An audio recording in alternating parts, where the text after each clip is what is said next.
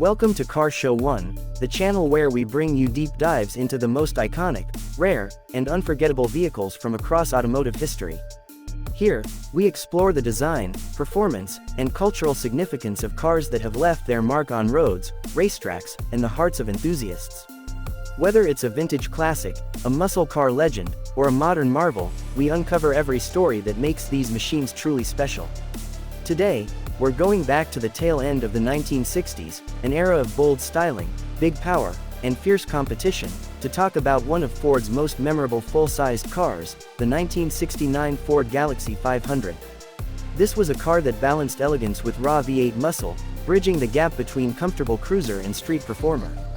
The Ford Galaxie name had been around since 1959, and by the time 1969 rolled around, it had already earned a strong reputation as a flagship full-size model for the brand. Positioned above the Fairlane and Torino but below the luxury-focused Limited, the Galaxie 500 catered to customers who wanted size, comfort, and style, without stepping fully into luxury territory. The 1969 model year was especially significant because it introduced a dramatic redesign that reflected Ford's ambition to compete with Chevrolet's Impala and Plymouth's Fury while also appealing to a younger, style-conscious market. One of the first things you notice about the 1969 Galaxie 500 is its long, sleek profile. This car was over 18 feet long, with a low, wide stance that gave it an imposing presence. The body lines were cleaner and more modern compared to previous years, with Ford adopting a fuselage styling theme that made the sides smoother and the overall silhouette more streamlined. At the front, the car featured a bold horizontal grille flanked by quad headlights, while the rear end was adorned with large, rectangular taillights integrated into a broad chrome panel.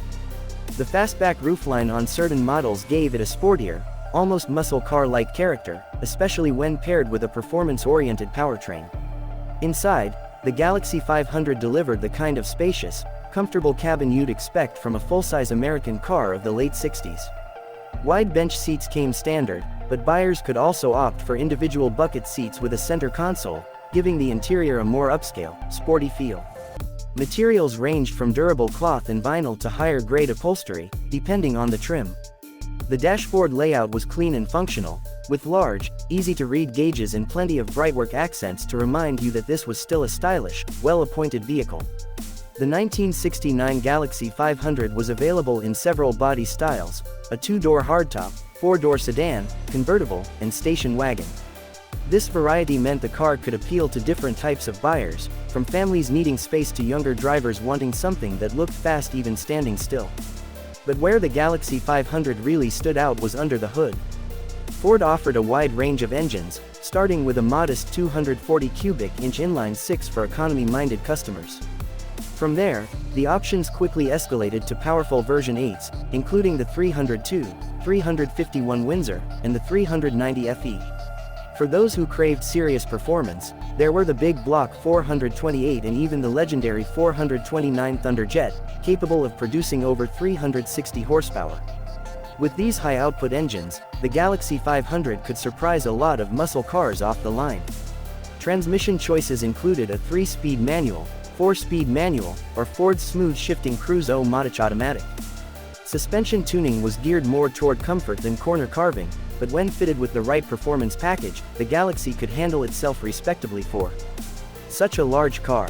It wasn't a Mustang or Torino GT, but it was more than capable of holding its own in a straight line.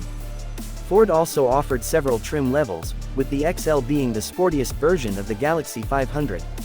The XL models often featured the fastback roofline, bucket seats, and sportier interior trim, making them a direct rival to Chevrolet's Impala SS.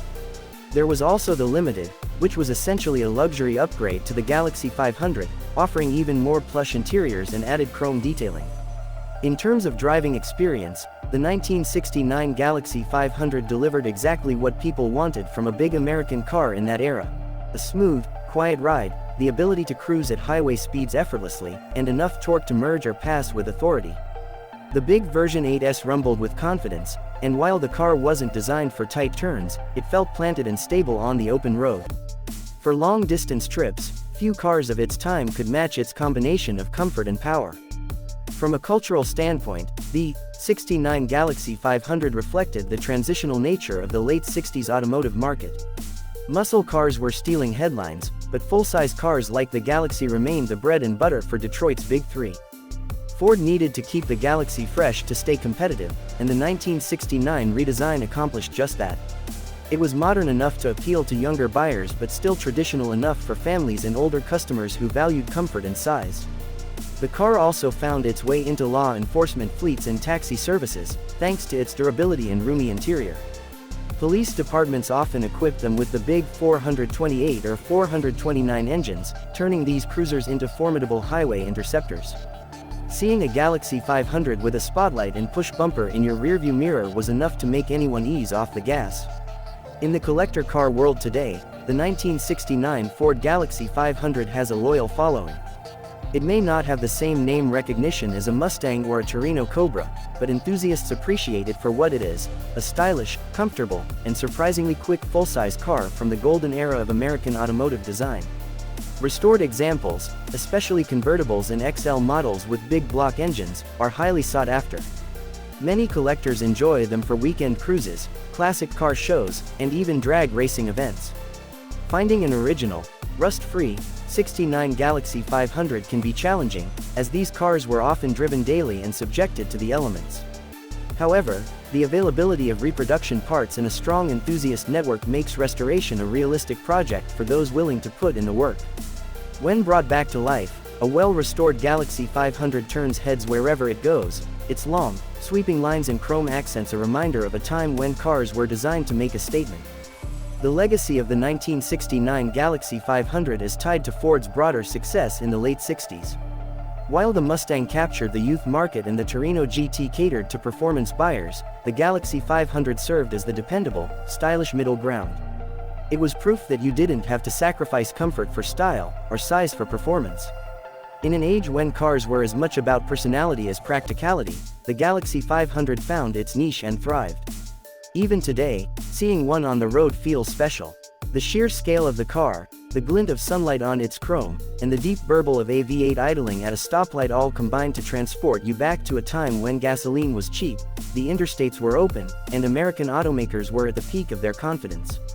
The 1969 Ford Galaxie 500 remains a testament to an era when full-size truly meant full-size, and when style and presence mattered just as much as horsepower. The story of the 1969 Galaxie 500 is more than just about specs and styling, it's about the role it played in the lives of those who drove it. Families took cross-country vacations in them. Teenagers cruised Main Street on Friday nights. Police officers patrolled highways in them. And decades later, collectors cherish them as a link to a time when cars were built with both heart and steel. That's why, over half a century later, the Galaxie 500 still has a place in the hearts of enthusiasts. It's a reminder of Ford's ability to blend comfort, performance, and timeless design into a single package. For those lucky enough to own one today, it's not just a car, it's a rolling piece of history.